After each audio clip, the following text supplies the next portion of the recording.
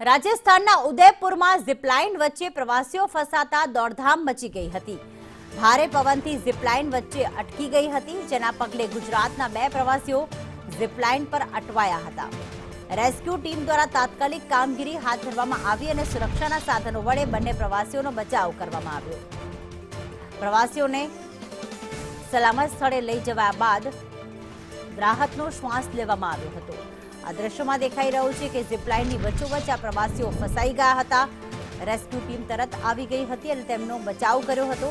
જોકે આ ઘટનાનો વિડીયો સોશિયલ મીડિયામાં વાયરલ થઈ રહ્યો છે। ઘણી વખત વાતાવરણના કારણે આવી બધી જે એક્ટિવિટીઝ હોય છે તેમાં વિઘ્ન ઊભું થતું હોય છે અને ઝીપલાઇનમાં પણ એવું થયું। વચ્ચોવચ્ચ ઝીપલાઇનમાં પ્રવાસીઓ અટવાઈ પડ્યા હતા।